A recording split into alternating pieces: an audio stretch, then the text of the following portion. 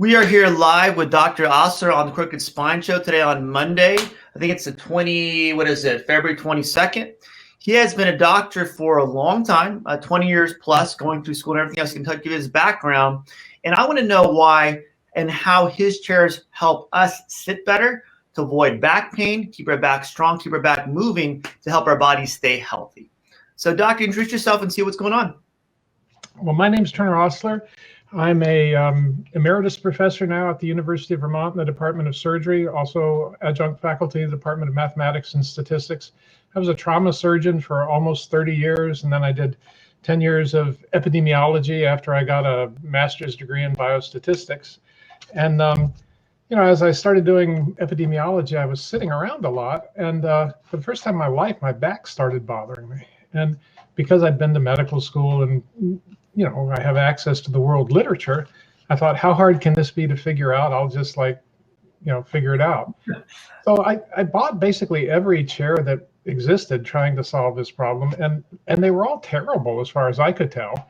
And I took a deep dive and kind of came to the conclusion that the anthropologists have already explained to us what's going on here. In places like Japan or South Korea, where people still sit in traditional ways, they sit seiza, or they kneel, or they squat. People pretty much don't have back pain.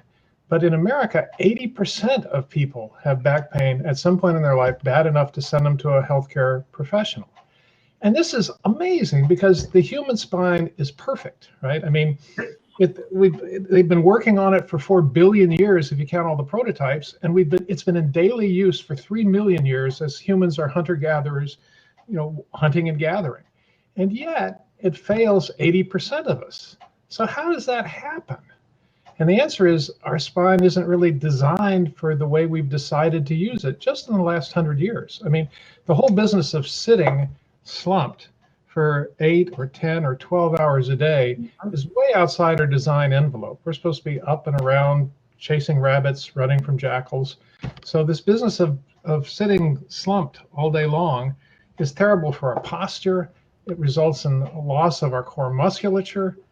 And I'm not just making this stuff up, right? So when I was in in my surgery career, we'd be like open people up to take out their gallbladder or whatever, and you look for the transversalis abdominis or and it's so filmy you can hardly see it, and you think, boy, oh boy, oh boy, this is supposed to be a well-developed muscle, and you can go right by it and not notice it because it is so atrophied.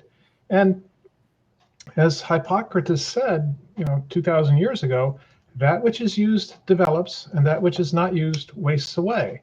And when people sit slumped all day long, their core muscles just go dark. And if you aren't using them, your body says, boy, I think I could use that muscle tissue better someplace else. And, it gets broken down and transferred to some other place that you're using more. You're like your typing muscles or I don't know what. So you get the body that you need, and if your body is just like slumping, the core postural muscles evaporate.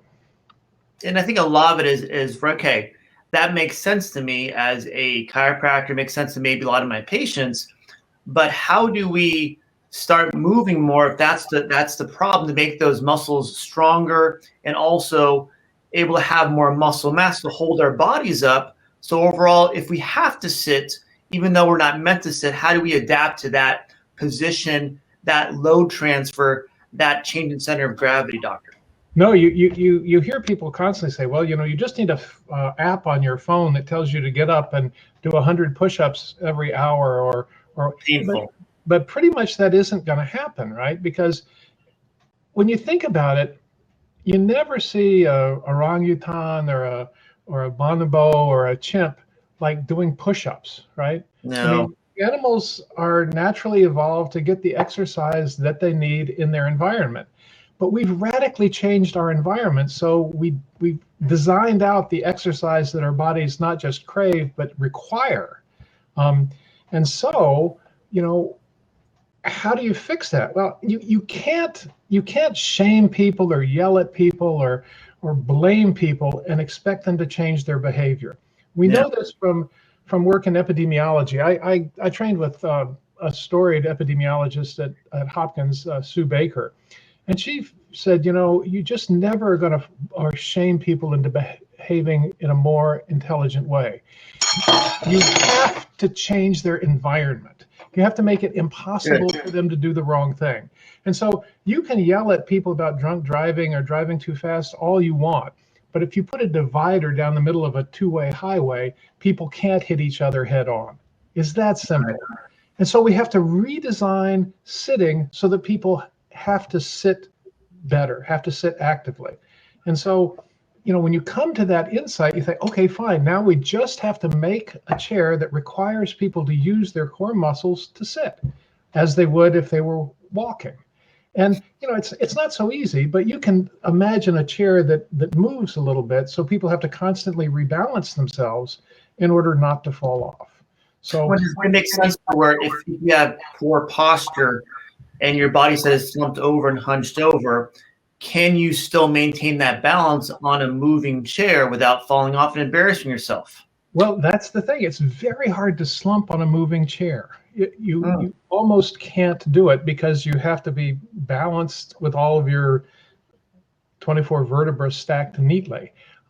And so merely by making by putting a movable surface underneath the ischial tuberosities, if you take, do you have an example of that?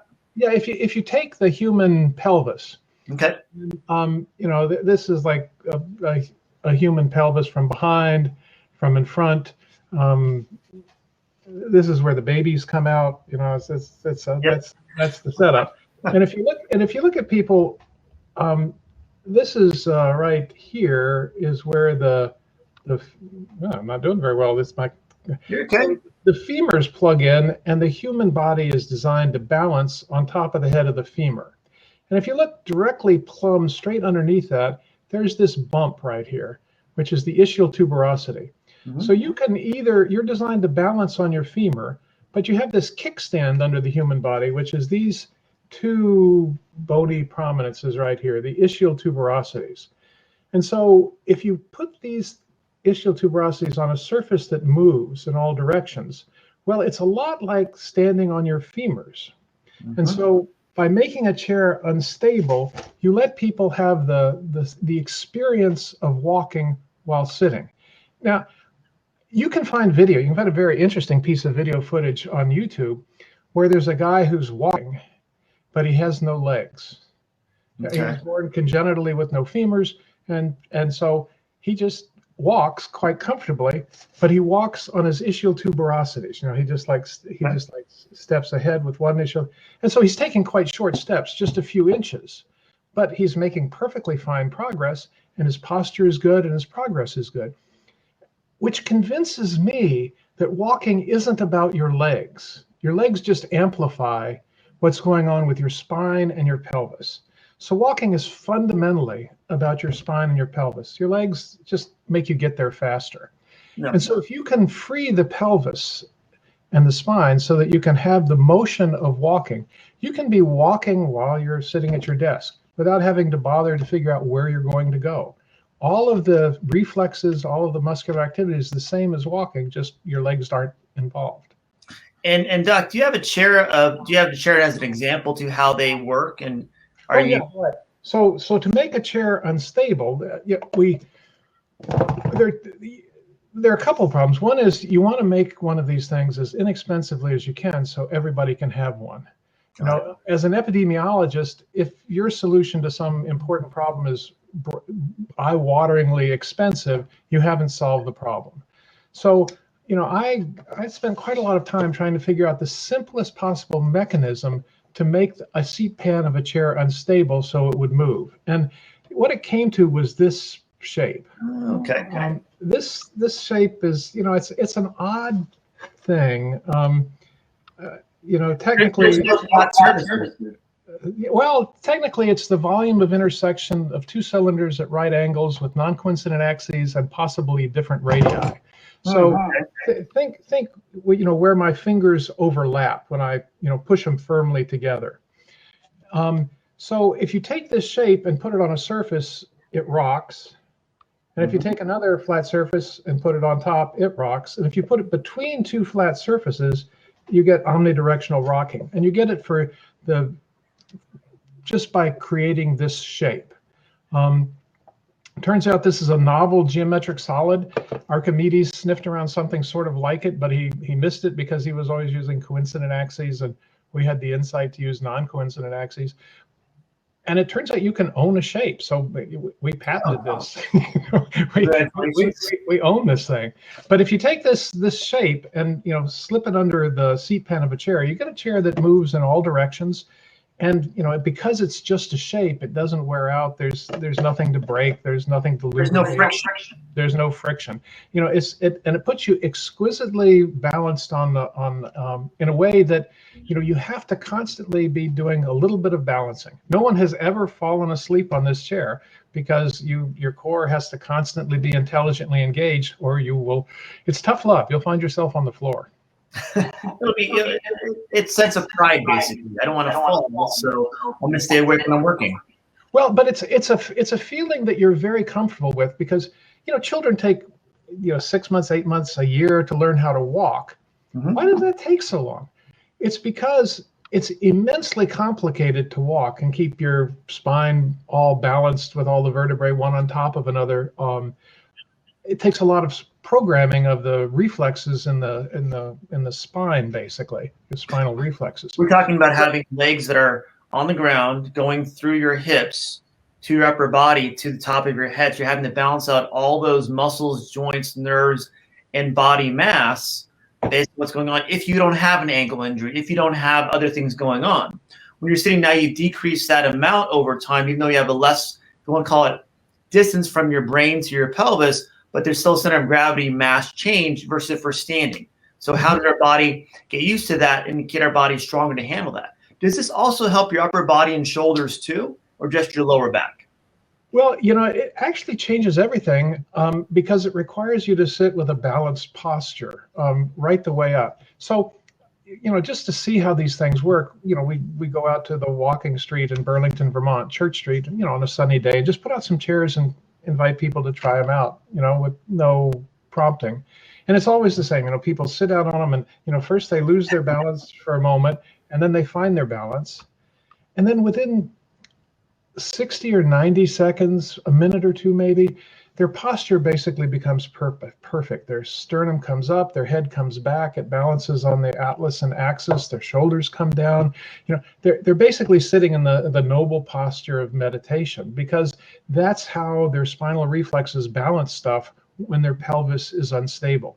We do this, and one day, some 13 or 14-year-old girl was just sat down on one of the chairs kind of out at the periphery, and in the sun, just kind of blissing out, 2 minutes, 5 minutes, 10 minutes, 15 minutes. And then she just gets up and walks away. But she didn't get about 10 steps when she turned around and she said, I think this thing makes me walk better. Because, she had the experience of kind of trying out a whole lot of different postures in very short order, and finding a really well-balanced posture, which she then took with her as she walked away. Wow. Well, and I think a lot of it is when you've helped someone to adapt to better position, better posture, doesn't matter if you're sitting or standing, you're going to have better posture, even working out or you're going somewhere else, even sitting in a car, it's going to help your posture improve, correct? Right, exactly. By helping people explore all the possible postures, and you explore a lot of them when the seat pan is unstable, and you're constantly, and then you lock into, this is where I belong, and it's a quite comfortable posture that people intuitively just jump on and stick with. So it's our chair doesn't really have much of an owner's manual, because my view is if you need a video or a long lecture about how to sit on a chair, it's a failure. This chair just allows people to kind of hack their own nervous system and use it in the way that it's designed to get their spine in a balanced posture. And I'll add that people not only say, this made my back pain go away, but they say it made my neck pain go away. That's what I'm because as people are sitting with a more balanced posture, their head comes into a more balanced position, and they're no longer struggling to keep their head from falling onto their keyboard, as you I'm sure have seen more than once. So it's a very interesting thing that it kind of helps people adopt their perfect posture without anybody having to tell them about it. It's a wordless conversation that the spinal reflexes have with gravity. And it's a conversation that people have had since they were toddlers, learning how to walk. People are very good about behaving in gravity. You wonder what's going to happen when kids are born, on a space mission to Alpha Centauri and have to grow up without gravity. You wonder if they'll ever be able to walk because they'll miss that window where they learn how to program their reflexes. And Doc, you'd mentioned other chairs too, and manuals for chairs. And I have people that come in all the time. They become chair aficionados. They'll buy a soft chair, a hard chair, a high chair, a low chair, one with neck support, one without, one with a vibrator on the chair for one too. Why are those chairs not as good as, say, for example, the chair you've invented, Doc? No, it's astonishing. There are some people like buy shoes, but It turns out there's another group of people that buy chairs. I was like having a Zoom session with some guy who bought one of our chairs and wanted to talk about sitting on it and how it was working out for him and so on. And we talked for a while, and he got it, and he said, this is the best of all the chairs I've tried. And I said, well, how many chairs have you tried? And he spun the camera around, and he had like dozens of different weirdo chairs. Because well, he may be just a little unusual to start with, but I think there's a deep need that people have to find a better way to sit, because modern life requires that we sit 8 or 10 or 12 hours a day. You can't get away from it. Breakfast, lunch, dinner, in the car on the way to work, on the PC at work, the PC at home, watching television. It's bedtime. Most of our waking lives are spent sitting. We're in intimate contact with a thing that's not really designed to improve our posture or keep us healthy. Chairs are basically designed to be cheap to manufacture. And with that too, have eye pops so you can charge a lot for them. I'm saying they're marketed very well for back pain, neck pain. The ones I see where they have you put even a footstool in front of you, now you're causing a hunched posture, having to sit back in the chair where you're hunching down as far as you can, almost going to reclined position, because they said that's how the chair is supposed to work. Right. And I have like a whole library of books on chairs, hundreds and hundreds and hundreds of designs for chairs, and more every year. This is like a book that this is the design competition award that just hundreds more chairs every year.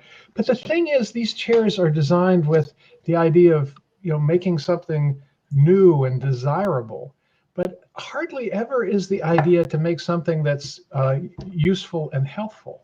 That just doesn't enter into the equation. It's shocking. And I know this because I've been to academic ergonomic conferences, where people give lectures and show their research and so on. And I'll say I have a master's in biostatistics, and it is shocking how bad the research is in ergonomics. They're showing pie charts to each other. It's astonishingly bad research. And so it's not surprising that we got about as far as, you need an armrest, a footrest, a headrest, a backrest. And, by the time they're done with you, you're in this like weirdo contorted position. And the chair design people look at that and say, well, that's not right. And so they give you lumbar support. They just like wrench they give you back your lumbar lordosis by just driving a lumbar support into your back. They're almost trying to do like 10 things at once, versus what's the simplest way we can do this, versus trying to over calculate, almost paralyze if you want to call it the chair itself, by adding, say, higher math versus a 1 + 1 calculation. Right. Well, we have our own internal ergonomics. Our spine was, carefully evolved over, billions of years in daily use for 3 million years, as I say. It's very, very well worked out. And the idea that you can improve it by mashing on somebody with external support is very weird. And even if that were a good answer, people come in all different sizes and shapes. And if it's a good answer for one person, it's certainly going to be a terrible answer for somebody else. Whereas if you just put people on their ischial tuberosities and let them organize themselves, the chair fits everywhere. You have to get the height right. So our chair has adjustable height. But that's about it. Once you get the height right, your spinal reflexes take over and fix everything else. And Doc, are you sitting on a chair right now? I am. I'm sitting on a chair that we call the Ariel. Okay. We named it for the wife of a medical student in Seattle who just loved it so much she couldn't stand it. It's got a padded seat that gives you some place to park your ischial tuberosities. Okay. It has something that looks like the back of a chair so that people will know that it's a chair, but you can't possibly lean on it. Mostly it just gives people an idea of how to come in for a landing. Oh, got it. Okay. Tuberosities over the rocker. Then there's this rocking mechanism. And then from there on down, it's just standard office chair parts. We found that, by making the important parts ourselves, and we make all this stuff in Burlington, Vermont. We injection mold our rockers about 5 miles from where I'm sitting. A guy has an injection molding plant. There you go. This guy is made out of 2 pieces. Oh, okay. And because the mold cost 30 grand, it's not cheap to make a inject. The pieces are identical, so we designed them to fit together. We only need 1 mold. Perfect. And then, the seat covers are made in South Burlington and so on. And then the rest of the chair is just off-the-shelf office chair parts, which are very cheap if you buy them by the pallet load. So we can drive down the price, which was our goal, to make these things so everybody could have one. And when you go to conferences and you present your chair and the rocking technology, what questions do most, say, people with more degrees, myself, and more education, what questions they normally ask? No, it's very interesting. I was at the Ergo Expo in Las Vegas, Nevada, a year and a half ago. And so I brought along some of our chairs to show off, and I had the tiniest little booth you could possibly have, just to have some place to show our stuff. Yeah. And the big boys, Steelcase and those guys had acres of displays, with women in short skirts and all this kind of stuff. So anyway, I'm off in the corner of the thing with a couple of our chairs, and people stream past, and some people stop. Several people were very kind. They stopped saying, this is the first new thing we've seen in decades. Mm-hmm. I thought, well, that's good. And then some guy walks by, and he's swarthy and got a little stubble and a ascot around his neck, and groupies following him. I mean, he's obviously an important guy.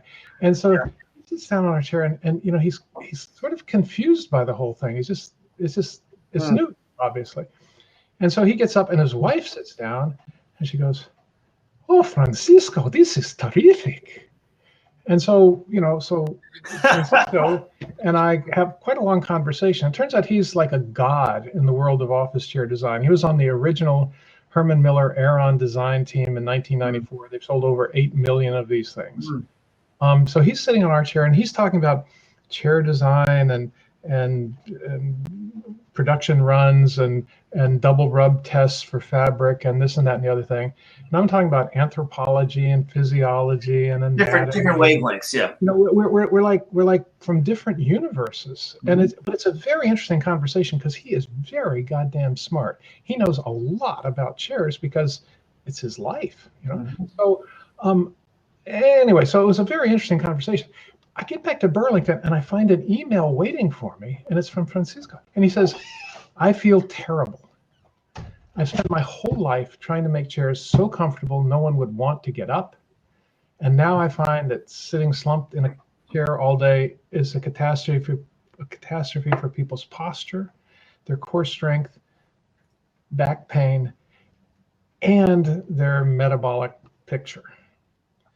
But what do you want me to do?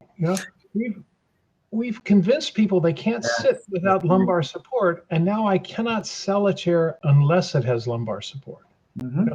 So the whole back chair, the whole chair industry has this legacy problem where they've convinced their clientele of something that simply is not true. Your back it's not a chair if it doesn't have arms and a back and a headrest and a footrest and a lumbar support. That is not true. You don't need that. What's it take, I guess, time-wise, to change the social norm to where we have to start doing active seating versus comfort? Is there a historical timeline about that? You've done probably the research. No, it's not easy because people have studied this, and usually people decide to buy a chair within 30 seconds. They said it's comfortable, okay, fine. We tell people, no, sit on a chair for at least a few weeks before you make up your mind, because our chair requires that you do some work. And we actually recommend that people don't sit on our chair for more than 15 or 30 minutes the first day, because it's more work than it seems. Kind of like jumping on a trampoline. You get tired or way faster than you imagine because it's kind of fun. And so our chairs are sort of fun and different, but people are pretty deconditioned. And so we say 15 or 20 or 30 minutes the first day and see how you feel the next day and work up to it. We found that basically everybody can sit on our chair all day just fine. They don't need all the back rest, head rest, foot rest, arm rest kind of crap. We've got 85-year-old guys who, one 85-year-old guy called me, and he'd had our chair for about 6 months. He said, I got up this morning and I just got out of bed. And I said, all right. You know, at 85, that's good. And I said, no, you don't understand. I got up without having to push with my hands. I have a six-pack for the first time in my life. And he blames it on our chair. He says, you know, being active the whole time, he had a stronger core than he'd had in his entire life at the ripe old age of 85. So we also have the idea that this is very good for keeping people's balance up to speed. As you know, falling is a thing that kills a lot of older people, in part because they lose strength, but also because they lose balance, because they don't get much practice on unstable surfaces and this and that. Whereas our chair is like a constant workout, not just for your core, but for your vestibular system. So I have this pet hypothesis that we're doing more good than it seems, but we haven't had time to study it yet. One of the thing a lot of doctors you're talking about is if you ever had orthotics made for your feet, they say not wear them for more than maybe an hour at a time, half an hour at a time. They even tape beforehand based on how different your feet might be. It takes time for your body to adapt to a new position, new posture, meaning that time for your body to adapt is a stressor initially, I think, to your body because it's not used to that. Your muscles, your soft tissue, your joints have to now change. That can be a stressor. If you do it too long, it can cause an injury or have if you want to call it desire, not even use the chair. Right. Like yourself, time to adapt is a natural process for anything, the human body to adapt to a new stressor. That's when your body can adapt to a healthier state. I tell my patients, I do a lot of senior workshops before COVID, and a lot of it was, I want you to feel off balance. I want you to feel a little bit tired, a little bit upset with me because I'm going to make you do this exercise 10 minutes a day. Walk 5 minutes a day. I want you to feel uncomfortable for the first maybe 3 or 4 weeks, and then your body will sometimes like me after that. If not, oh well, I'll make friends somewhere else. So a lot of it is, can we get people to understand that's a normal process to get the social norm to change to this is where your body needs to learn how to adapt to better position, because it's unlearned it because you sat in the classroom since you were in first grade, through high school, through college, through our master's, PhD program, doctor program, even when we go to work. So now can we unlearn that in our body over time, maybe even a 4 or 5 week period, God forbid, over a 45, 50-year lifespan. Right. Or maybe we don't even have to go to the dark side to start with, because kids are born with perfect posture and the ability to do amazing things. You watch a kid squat and they squat effortlessly, and they'll squat for an entire peanut butter and jelly sandwich. They're just fine with squatting for as long as the project needs. But by the time we get them in school and make them sit in chairs 90 at the ankles, 90 at the knees, 90 at the hips, we basically rob them of that ability to squat. Hardly anybody in the Western world can squat comfortably for any length of time because our chairs have robbed us of that ability. It's really heartbreaking that kids come to us with all these abilities and we train them by robbing them of their birthright. A lot of this, Doc, is we're seeing people that are indigenous countries that have to squat, live in a village, and that's what they do normally. And a lot of it is we've kind of through, if you want to call it, our technology, our USA program of making things better, easier, more comfortable, more expensive. All these, that's how we're capitalism. That's capitalism, right? And make it more expensive. At that point, we've robbed ourselves of the natural ability to sit, to stand, to stay healthy. One question from Yolanda: she has SI pain because she has to sit at home for working too much. She asked, how long does it take someone typically to adapt to a chair like this? It sort of depends on what kind of shape they're in to start with, but usually it's a matter of days, rarely more than a week or two. And we say, just go back and forth to your old chair and our chair until finally, your chair migrates to the corner of your office, and then it migrates to the garage, and finally it, migrates, to the Goodwill. Now, talking about kids, though, the idea that we rob them of their ability to sit well didn't sit well with me. And so, we thought, okay, well, let's get active chairs under kids, Well, schools can't afford glitter for the preschoolers' art projects. So how are you going to replace every chair in a school? And so I thought, well, it's just a design problem. We just have to make a chair that's really inexpensive, like maybe free. Could we make a chair that was free? And so we came up with this idea. Good, glad you have a copy. Yeah.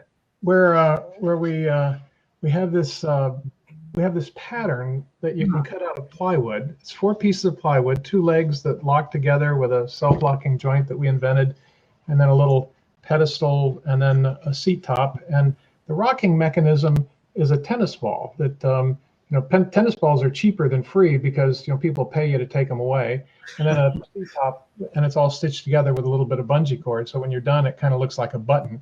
So we call it the button chair, BUTTON, like butt on chair, double entendre intended. Hey, and so you get this action where a chair can move under a kid, but the piece of plywood costs about $6. And many high schools have CNC routers, so they can stamp these things up like a cookie cutter and make as many of them as they want. We give away the design. We have a website where people can download the CNC router file and just start printing these things. They have to buy the plywood and they have to buy the tennis balls, but otherwise, they're good to go. We dropped off a bunch of these at a middle school here in Burlington, Vermont, and we go back and check up every so often. And at 1 month, they had worn holes in the tennis balls. They were squirming around so much. I mean, kids love these things. So we finally said, okay, I guess tennis balls isn't the right idea. We had to replace the tennis balls with lacrosse balls, which are solid. Okay. Let's see them wear those out. So once we went to lacrosse balls, we basically have something that's indestructible. Mm-hmm. And a lot of it is you're seeing not only a need, but also a result of a want from the kids actually enjoying being on it, and hopefully avoid at maybe first grade, second grade, third grade, as you build a reputation with first Vermont, then hopefully other states and other cities, and hopefully businesses too. Other countries. We've had this file downloaded over 1,000 times. We've got people sending us pictures from Taiwan, from Australia, from Singapore. Because the thing that's so cool is that if we wanted to send chairs, we'd have to get UPS and boxes and I don't know what.